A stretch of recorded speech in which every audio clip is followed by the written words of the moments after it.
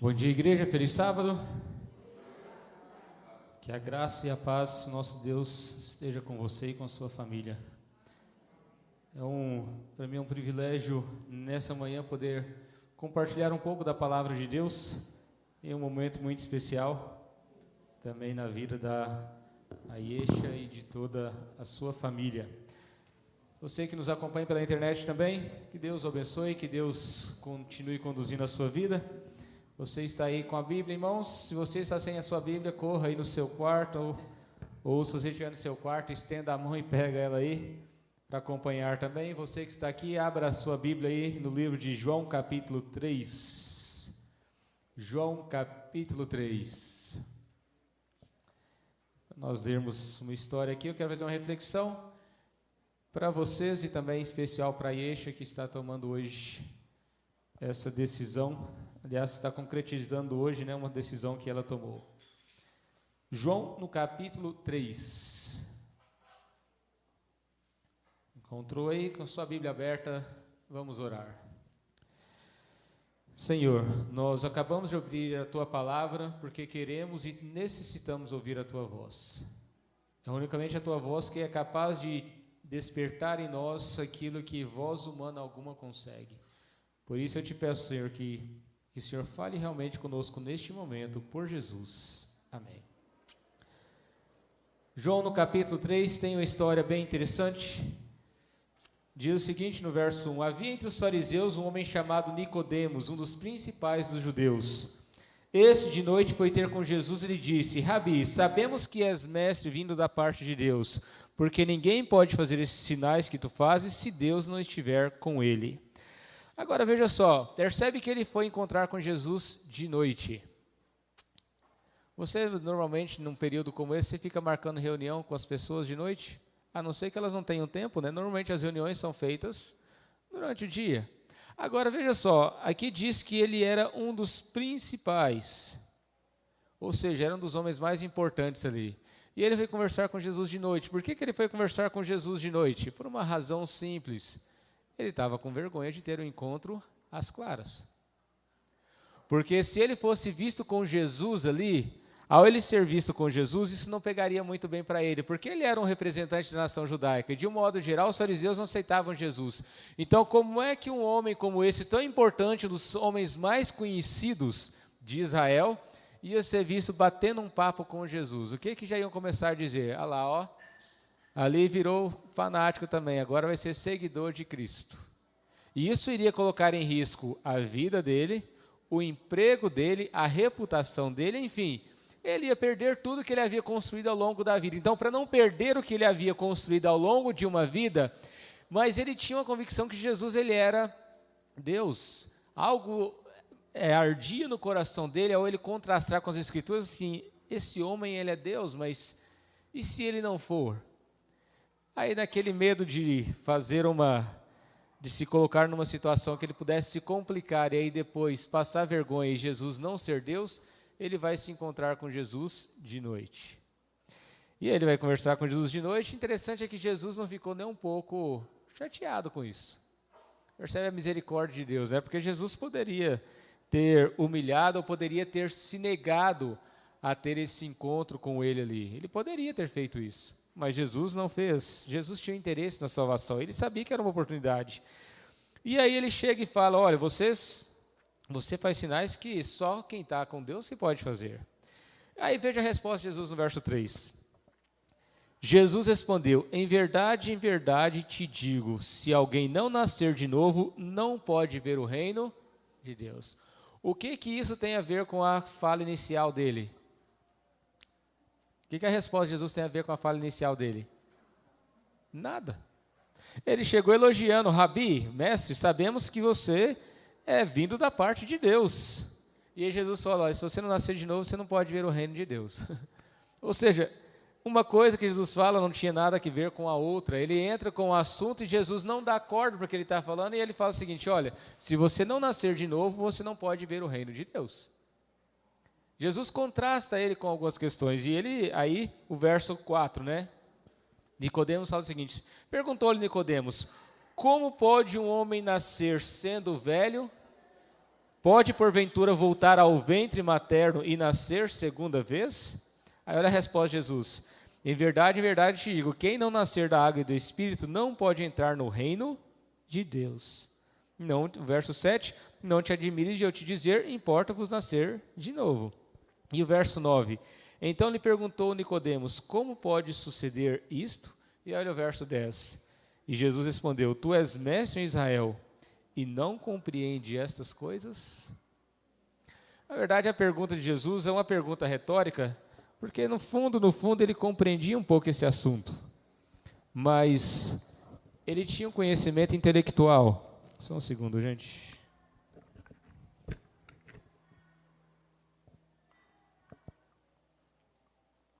Ele tinha um conhecimento intelectual, mas ele necessitava de algo agora prático.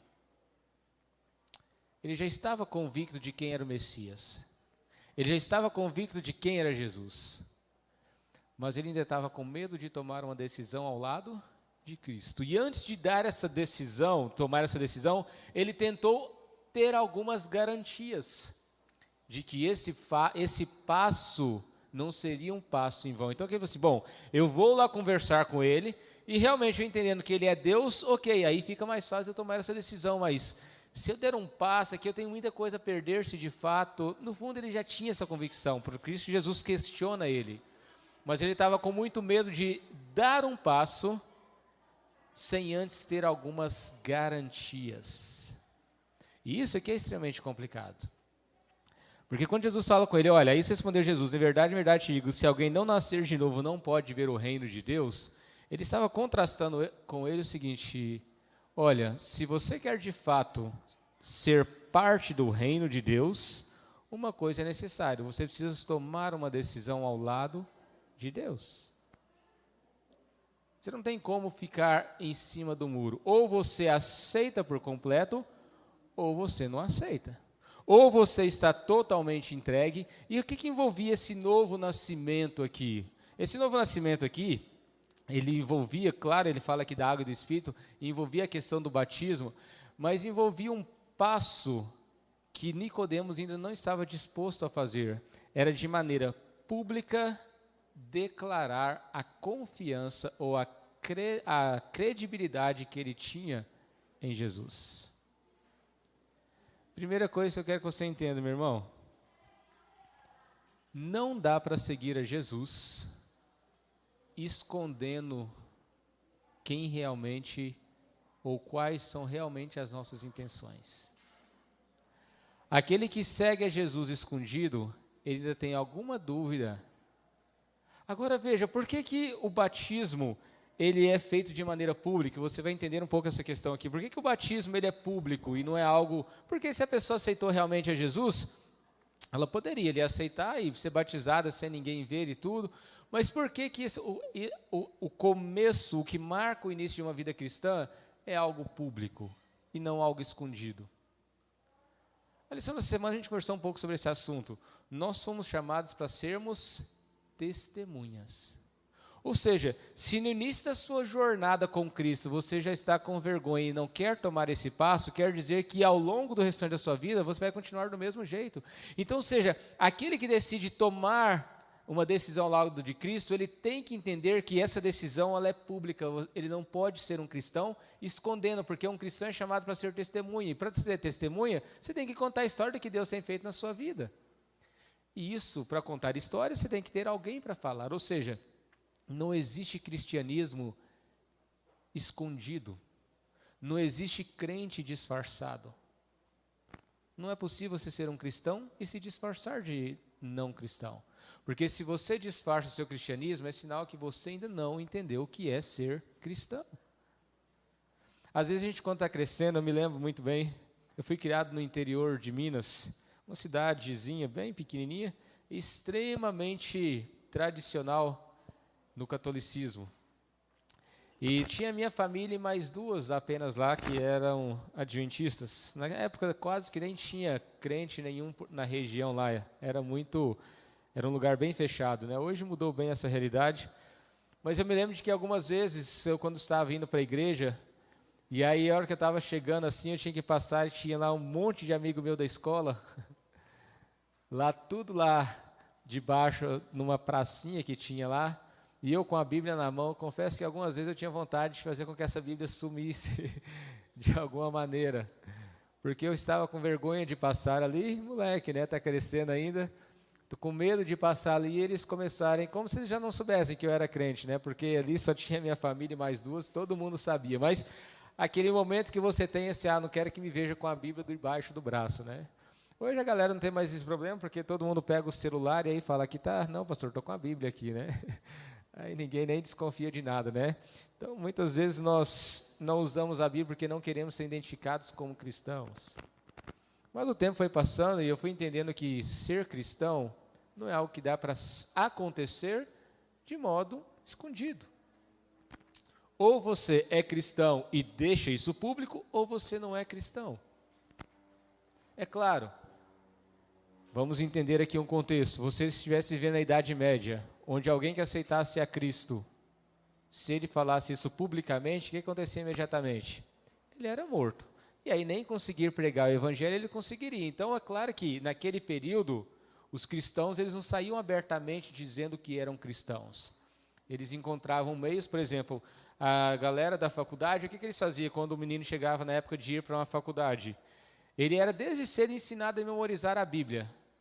Quando chegava a época dele ir para a faculdade, os pais costuravam aquelas roupas meio compridas, né, da Idade Média, costuravam porções da Bíblia que eles copiavam à mão dentro dessas roupas. Então eles desciam para poder estudar nos centros das cidades, mas o objetivo de estudar não era apenas estudar.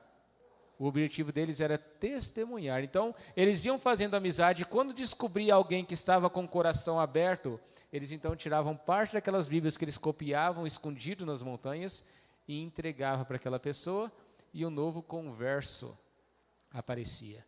Mas nesse processo, muitos deles eram descobertos, e eles sabiam que ao ir para uma faculdade, ou eles iriam conseguir testemunhar, ou eles iriam também morrer.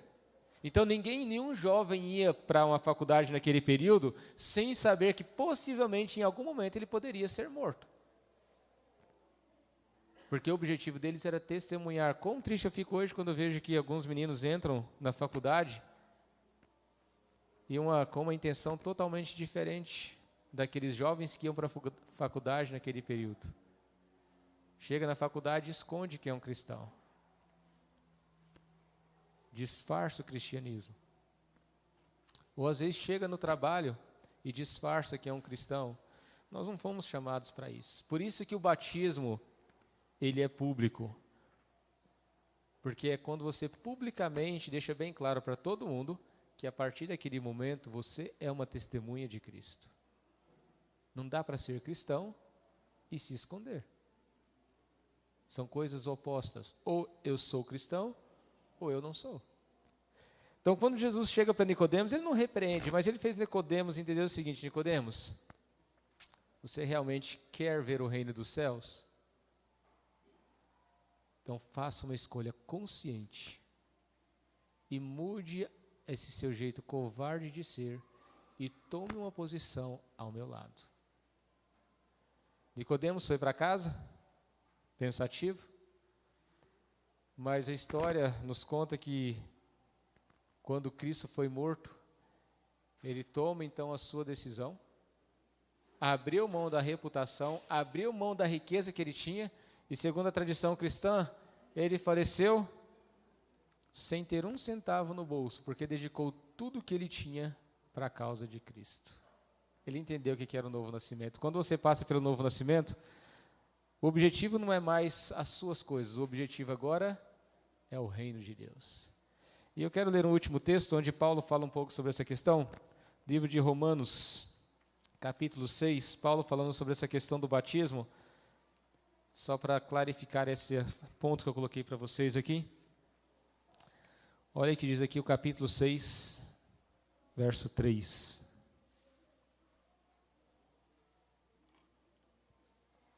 Romanos capítulo 6, verso 3. Ou porventura ignorais que todos nós que fomos batizados em Cristo Jesus, fomos batizados na sua morte? Fomos, pois, sepultados com ele na morte pelo batismo, para que, como Cristo foi ressuscitado dentre os mortos pela glória do Pai, assim também andamos nós em novidade de vida. Porque se fomos unidos com ele na semelhança da sua morte, certamente o seremos também na semelhança da sua ressurreição. Sabendo isso, que foi crucificado com ele o nosso velho homem. Presta atenção nisso aqui. Foi crucificado com ele o nosso velho homem, para que o corpo do pecado seja destruído e não sirvamos o pecado como escravos, porquanto quem morreu está justificado do pecado. Ora, se já morremos com Cristo, cremos que também com ele viveremos, sabedores de que, havendo Cristo ressuscitado entre os mortos, já não morre, a morte já não tem domínio sobre ele. Pois quanto a ter morrido de uma vez para sempre, morreu para o pecado, mas quanto viver, vive para Deus. Assim também vós considerai-vos mortos para o pecado, mas vivos para Deus em Cristo Jesus. Olha que ilustração que Paulo usa aqui sobre a questão do batismo. O que é o novo nascimento que Jesus fala aqui para Nicodemos? É um processo de morte. Por isso que é chamado de novo nascimento. Porque é o momento que você morre. E por que o batismo bíblico ele é por imersão? Porque como que você sepulta alguém que faleceu? Você coloca a terra só na mão? Não. Para que a pessoa seja sepultada, você tem que cobrir ela completamente de terra. Senão ela não está sendo sepultada. Então o batismo por imersão, ele é uma figura do que acontece com Cristo. O que Paulo está dizendo? É o seguinte, olha, quando você decide ser batizado, por que é imergir nas águas? Quando você é sepultado nas águas, e Paulo usa esse nome aqui, você morreu. Você morreu. Uma nova criatura agora ressurge. Agora, vou fazer uma pergunta. Quem aqui quer morrer? A não ser que alguém esteja com problemas emocionais, e se tem, precisamos cuidar, estamos até no setembro amarelo, mas todos querem viver, ninguém quer morrer. O que é o processo novo nascimento? É quando você decide morrer para a sua vontade e fazer a vontade de Deus. Ah, pastor, então quer dizer que agora eu então perco a minha liberdade? Não. Agora você está adquirindo a sua liberdade, porque não existe ou você serve a Cristo ou você serve o seu pecado. Ou você serve a Cristo ou você serve o pecado. Não tem outra opção. Ou somos escravos do pecado ou somos escravos de Cristo. Agora, qual que é a grande vantagem? É que Cristo te deixa livre, você permanece livre e continua livre para poder abandonar a hora que você quiser. Essa é a grande diferença. Agora, escolher morrer não é algo simples, mas tem que ser uma decisão consciente. Eu quero concluir dizendo o seguinte, em especial Yaesha, você vai passar daqui a alguns minutos por um processo de morte. É um processo que ele só apenas é uma maneira externa de mostrar algo que já está acontecendo internamente. É uma maneira pública de você dizer o seguinte, olha, quem manda hoje agora na minha vida é Deus. Às vezes algumas pessoas pegam e falam o seguinte, mas você agora não faz isso, não faz mais aquilo, você tem que fazer isso, tem que sair com a gente. Mas eu falo com alguns assim, olha, eu só resolvi deixar uma pessoa diferente mandar na minha vida, que o tempo inteiro tem alguém mandando. Então, o ser humano é assim, sempre tem alguém mandando na gente. Vamos fazer isso, mas por que não vai? Vamos lá, isso, aquilo. Ou seja, as pessoas querem controlar a nossa vida o tempo inteiro. Agora, quando a gente decide deixar Cristo controlar, aí as pessoas começam a criticar. Mas agora virou crente, agora vai fazer só o que o pastor manda. Agora só o que a Bíblia manda, não pensa mais. Gente, o ser humano o tempo inteiro ele recebe ordens. Um cristão apenas decide receber as ordens de Cristo. Então, mandado nós vamos ser de um jeito ou de outro. Então você fala assim, não, mas eu só escolhi que em vez de você mandar em mim, falar o que eu vou fazer, eu escolhi que Cristo vai mandar em mim, ponto final. Qual que é a diferença? Por que você que quer me dizer o que eu tenho que fazer? Por que você que sabe dizer para mim o que é melhor? Você não acredita que eu estou feliz com Cristo? Ah, mas uma vez que um amigo estava, nossa, mas a vida de crente deve ser muito chata. Eu falei assim, olha, eu não posso dizer da sua, mas a minha não é chata, não. Se fosse chata, eu já teria deixado, te garanto, mas não é. Ah, mas, assim, olha, você nunca foi crente já? Não, então como é que você está falando que é chato? Querendo controlar a minha vida. Às vezes eu sou meio sem paciência para algumas coisas. O indivíduo quer controlar a sua vida porque você deixou Cristo, ele que quer controlar a sua vida, e não e fica infeliz que ele não consegue. Aí você quer deixar Cristo controlar, ele fica bravo com você. Percebe a incoerência, né? A pessoa quer mandar na gente, aí reclama porque a gente deixa Cristo mandar. O tempo inteiro tem alguém mandando. E alguém me disse, né, que eu estou planejando casar por agora, e falou assim, olha, pastor, agora você vai descobrir o seguinte, agora que você não manda mesmo nessa vida. Você até aqui você achava que mandava, agora você arrumou um concorrente para Cristo. Mas, gente, essa é a realidade humana. Nós estamos ou seguindo conscientemente ou inconscientemente ordens.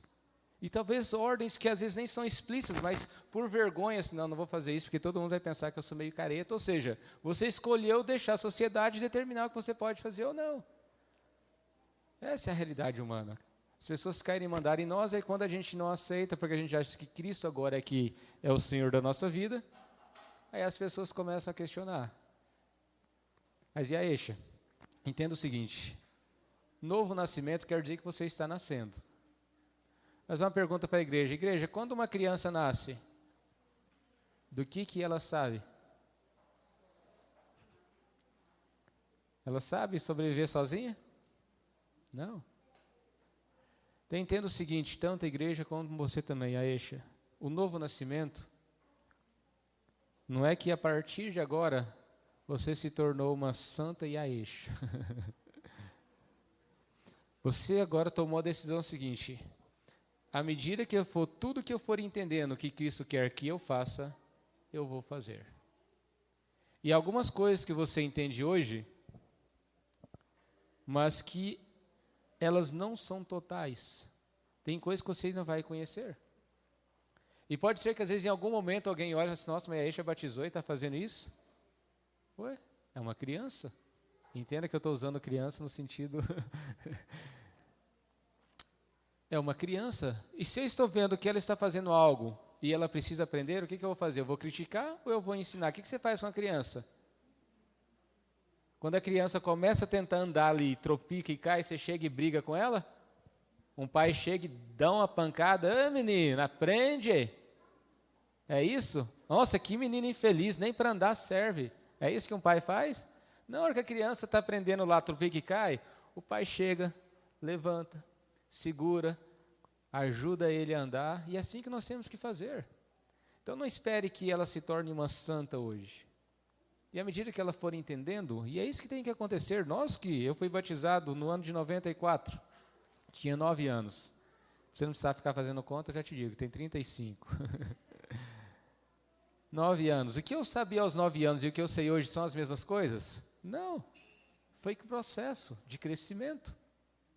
Agora, se meu comportamento hoje como cristão fosse o mesmo quando eu tinha 9 anos, aí ia deixar bem claro que eu parei de conviver com Cristo.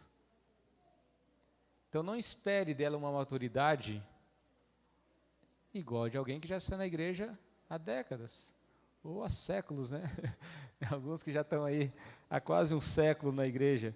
Mas entenda o seguinte, o novo nascimento é quando você decide que a partir de hoje, quem manda na sua vida é Deus.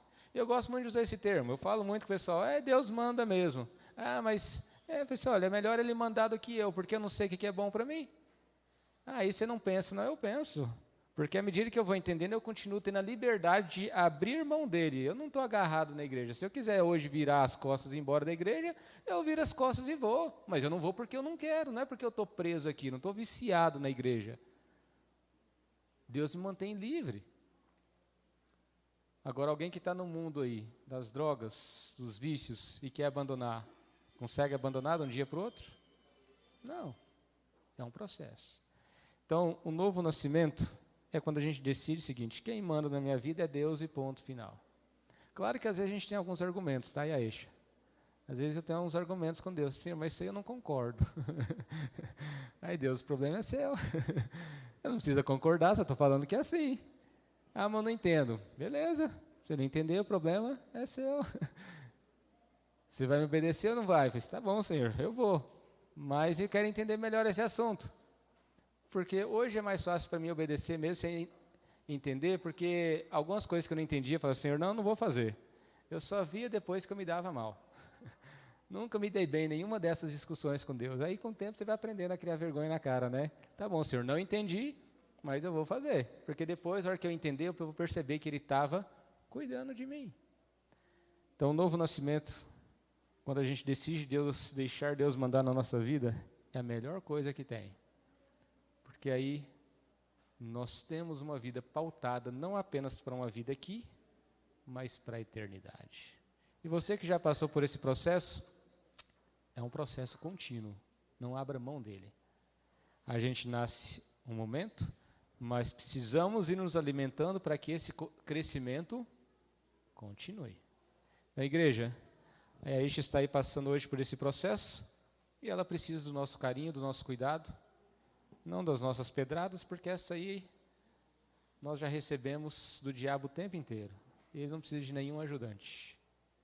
Vamos ajudá-la nessa caminhada e fortalecer cada vez mais o nosso compromisso com Cristo, para que a gente esteja muito em breve com Ele, né? A alegria no céu, a alegria na terra. Se a gente já fica feliz, imagina o céu.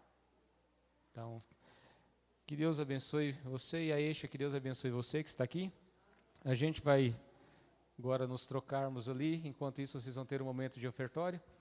E após, então, nós teremos então esse momento, onde publicamente a Aisha vai estar dizendo, a partir de hoje, quem manda na minha vida é Deus. E a melhor opção, tá? Você já fez essa decisão? Já tomou essa decisão de deixar Deus mandar na sua vida? Ele é um bom Senhor, viu? Porque se não for Ele mandando, tem alguém mandando. Aí a gente não fica neutro. Quem está mandando na sua vida? Se você não escolheu deixar Cristo mandar, está na hora, né? Depois de uma pandemia dessa, a gente não tiver aprendido ainda, que a gente não sabe nada do futuro. Então, deixa Deus também cuidar de você. Ele sabe o que é melhor para você.